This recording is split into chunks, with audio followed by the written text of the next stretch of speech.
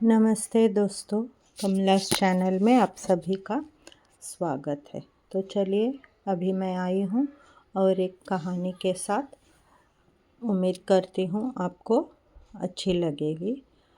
पहले मैं हिंदी में सुनाऊँगी, बाद में संस्कृत में। तो कहानी का नाम है मन की महानता। सुबह के 7 बज रहे थे। स्मिता किचन में नाश्ता बना रही थी, जबकि राहुल लिविंग रूम में बैठकर अखबार पढ़ रहा था।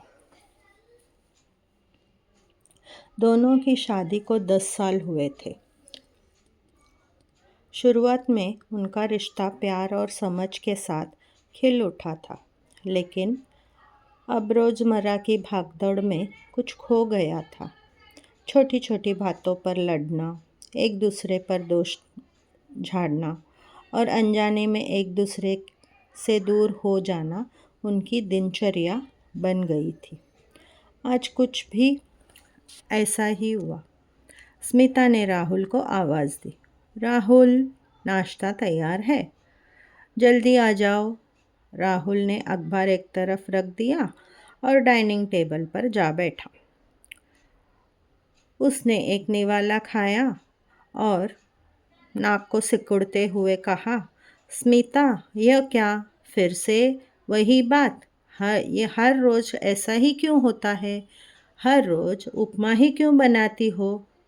स्मिता उस पर नाराज़ हो गई। उसने सुबह से ही किचन में कड़ी मेहनत की थी। उसने कहा, फिर तुम क्या चाहते हो?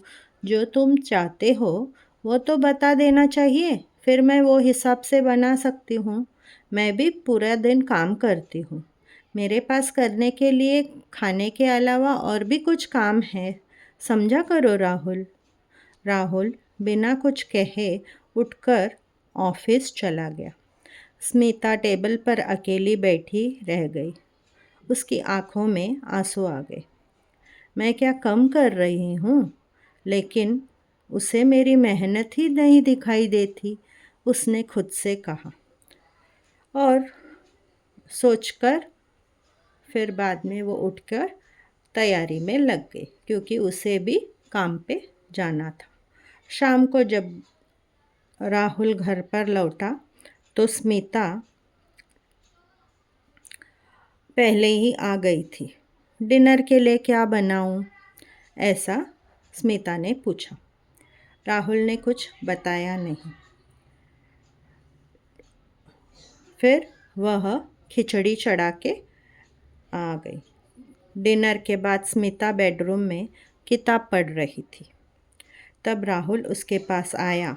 उसने धीरे से कहा, स्मिता, सुबह मुझसे एक गलती हो गई। मैं तुमसे नाराज़ हो गया था, लेकिन सच बताऊं, अब मुझे जब मैं ऑफ़िस में होता हूँ तो मुझे तुम्हारी बहुत याद आती है। तुम्हारे हाथ में वह स्वाद है। मुझे तुम्हारी उपमा की बहुत याद आई, तो मैं समझ गया कि तुम्हारे हाथ में स्वाद है। स्मिता थोड़ा हिचकिचाई। वह नाराज़ होना चाहती थी, लेकिन उसने राहुल की आंखों में ईमानदारी महसूस की थी। उसने कहा, तो तुमने सुबह ऐसा क्यों कहा कि मैं रोज़ रोज़ वही बनाती हूँ?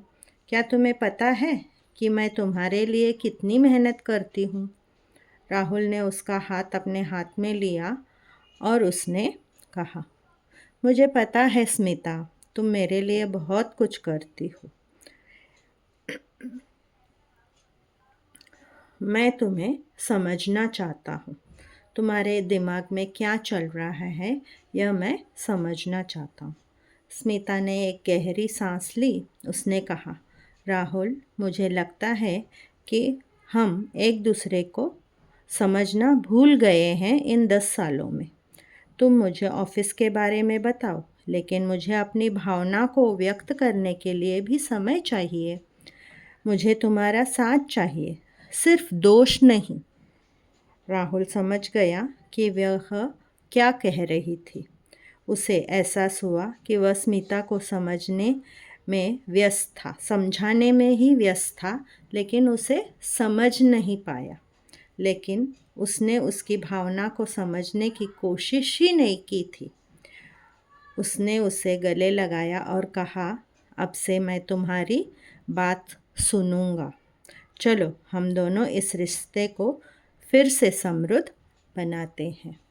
तो कैसी लगी यह कहानी? छोटी सी थी बट अच्छी थी। चलो अब यही कहानी मैं आपको संस्कृत में सुनाती हूँ।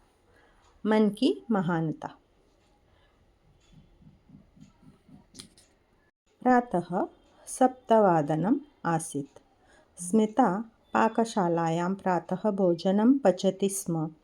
राहुल गृहे उपविश्य कागदं पठति स्म। 10 वर्षपर्यन्तं विवाहः अभवत्।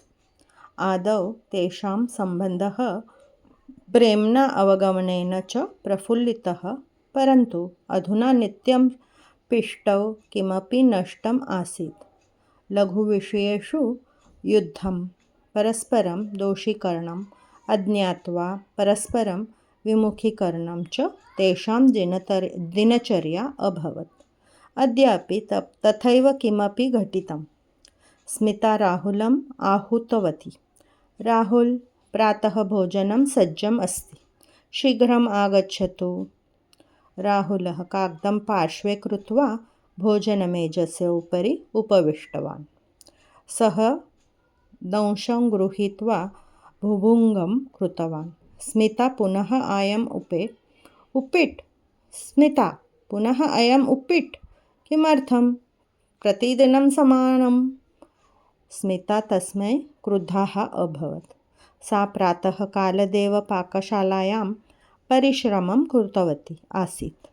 सा अवदत्, तर्हि किम् इच्छसि? प्रतिदिनं किमपि नूतनं कुरु। मम अन्यकार्याणि सन्ति राहुलः। राहुल किमपि न वदन् उत्थाय कार्यालयं प्रति प्रस्थितवान्। स्मिता मेजस्य समीपे एकाकी उपविष्टति।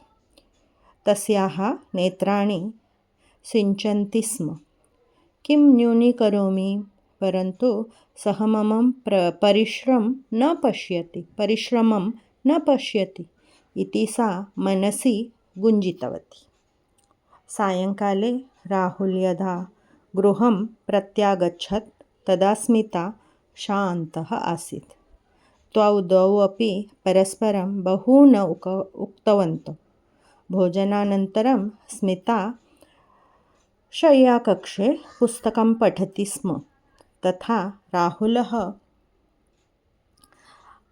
शान्ततया अवदत्, स्मिता, अहं भवन्तं प्रातःकाले स्मरामि।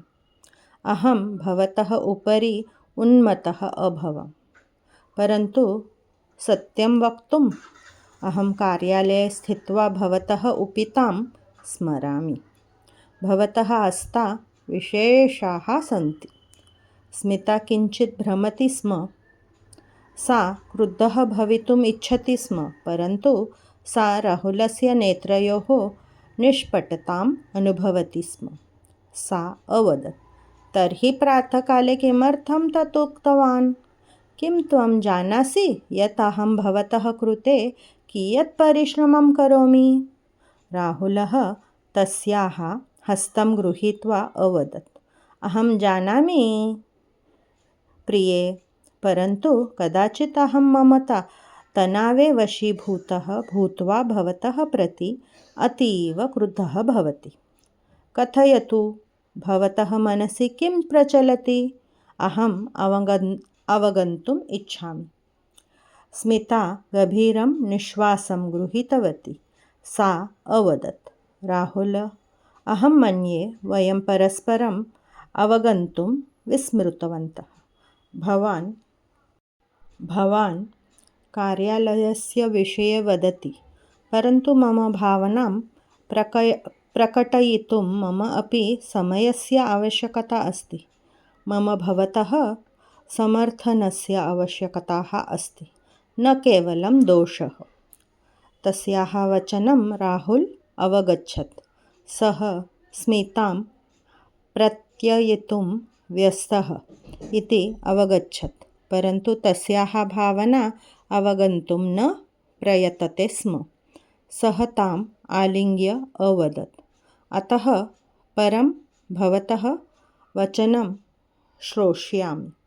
अहं मन्ये वयं परस्परम् अवगन्तुं विस्मृतवन्तः। भवान् कार्यालयस्य विषये वदति, परन्तु भावनां प्रकटयितुं मम अपि समयस्य आवश्यकता अस्ति। अहं भवतः समर्थनं न केवलं दोषम् इति। सः ताम् आलिङ्ग्य अवदत्, अहम् इतः परं भवतः वचनं श्रोष्यामि। मिलित्वा एतत् सम्बन्धं पुनः प्रज्वलयामः। तस्याः रात्रौ द्वौ स्वतन्त्रतया वदतः स्वविचारं च वितरितवन्तौ। स्मिता राहुलस्य कार्यस्य तनावस्य चिन्ताम् आरभते। राहुल स्मितायाः दैनन्दिनसङ्घर्षस्य विषये अवगतः भवति। परस्परं व्याख्यातुं न अपि तु अवगमने वास्तविकशक्तिः अस्ति इति ते अवगच्छन्। उभौ तदर्थमपेक्षितं मनसः माहात्म्यम्।